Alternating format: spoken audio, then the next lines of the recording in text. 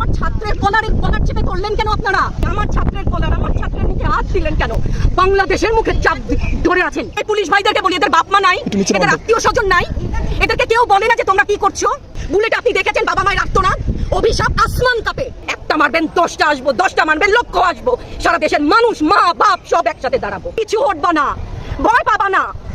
তোমাদের শিক্ষক আমরা লজ্জা পাই, তোমাদের থেকে শিখেছি। মানুষ করার জন্য আমাদের কাছে শিক্ষকদের কাছে পাঠিয়েছিল, কি জবাব দিব? আমার তো কোনো মুখ নাই, আমি শিক্ষক, আমার ভাষা নাই। তাদের কাছে হাত জোড় করে মাফ চাই, নিরাপত্তা দিতে পারি নাই। মনে হয় রাস্তায় শহীদ হয়ে গেলে যদি এই লজ্জা আমার কিছুটা কাটে। বলেন না, একটা বাঙালি দেখান যে এই কথাটা বিশ্বাস করে। এসব বলে আমাদেরকে আরো মানে এটাকে বিরক্ত হওয়া বলবো না, বিরক্ত হওয়ারও সীমা ছাড়িয়ে গেছে।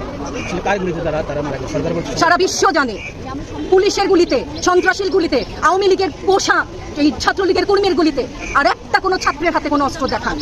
আমার মুগ্ধ মরলো কেন? ও ছোট ছোট বাচ্চাগুলো মরলো কেন? আমার ছাত্রের কলার চেপে ধরলেন কেন আপনারা? আমার ছাত্রের কলার অনেক মূল্যবান। যেখানে দাঁড়িয়ে আছি ভাষা, সেই জায়গায় দাঁড়িয়ে বলি আমার ছাত্রের কলার, আমার ছাত্রের মুখে হাত দিলেন কেন? বাংলাদেশের মুখে চাপ ধরে আছেন। এই সমস্ত ভয় আর দেখিয়েন না, অনেক হয়েছে। আর না আমার ছাত্রদেরকে টেনে টেনে ধরে নিয়ে যাচ্ছে। কি হিসাবে, কোন বিচারে? আপনারা বলেন যে ওদের গলা দিয়ে কিছু বলেন না। রাস্তার যে একটা মূর্খ মানুষ, যার লিটারাল সেন্সে কোনো ক খ গ ঘ শিখা নেই, সেও জানে, সেও দেখেছে। এটা আগের যুগ না, ইনফরমেশন সবার কাছে আছে। আপনি তথ্য কতদিন বন্ধ রাখবেন, কতটুকু বন্ধ রাখবেন?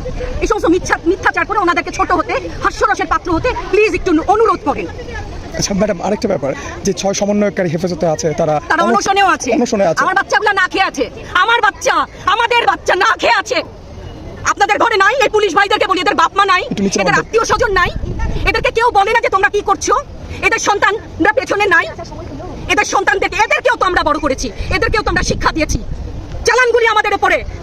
আমার শিক্ষকের গায়ে হাত, কত বড় অধ্যত্বপূর্ণ আচরণ! আর হবে না তো, আসেন চালানগুলি তুলে নিয়ে যান। সেই 71-এর মতো তো 25শে মার্চের কালো রাত, বুদ্ধিজীবীদের হত্যা শুনেছি তো, এখন দেখছি।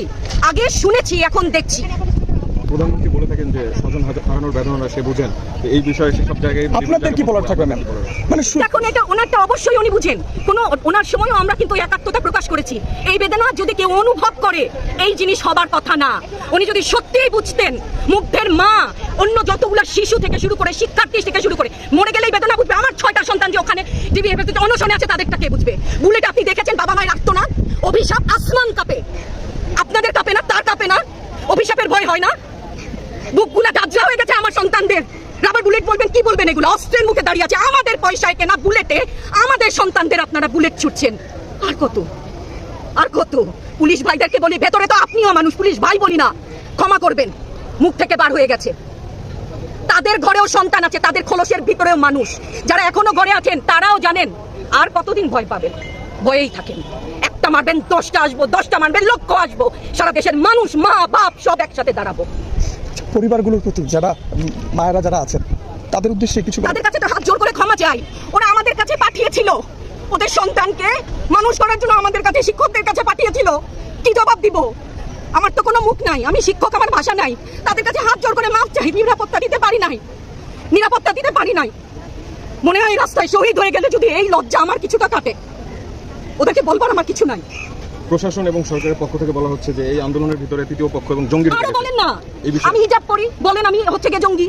আরো বলেন না, যারাই প্রতিবাদ করছে জঙ্গি। হ্যাঁ, 71-এর সময় জঙ্গি যদি চেহারা অমন হয়, 24-এর জঙ্গির চেহারা এরকম হবে। তাহলে গত কিছুদিনে বাংলাদেশ থেকে যে পরিমাণ গ্রেফতার হয়েছে, তাতে দেখা যাচ্ছে যে 85% সাধারণ মানুষ, যারা কোনো দল করে না। এই বিষয়ে দল করলেও বা ক্ষতি কি? আমাকে প্রশ্ন, এই বিভেদটা তো সারা জীবন টেনেছে না, তাদেরকে গ্রেফতার করা হয়েছে। গ্রেফতার তো এমনিই করছে। দল করলেই কেন? দল করার এটা স্বীকৃতি দিতে হবে না। দল করলে ক্ষতি কি? অধিকারই তো চাচ্ছি, সাধারণ মানুষের অধিকার চাচ্ছি, ক্ষতি কি? কেন বারবার আমাদেরকে এই কথাটা শুনতে হয়? এই বিভাজনের সুযোগ তো তারা বারবার নিয়েছে, আবার কেন? ধন্যবাদ। আপনার সন্তান পিছু হটবা না, ভয় পাবা না। তোমাদের শিক্ষক আমরা লজ্জা পাই, তোমাদের থেকে শিখেছি। তোমরা যেমন আছো আমরাও আছি। যতদিন না 9 দফা ওদের মানা হয়, ততদিন মাঠ থেকে সরবো না।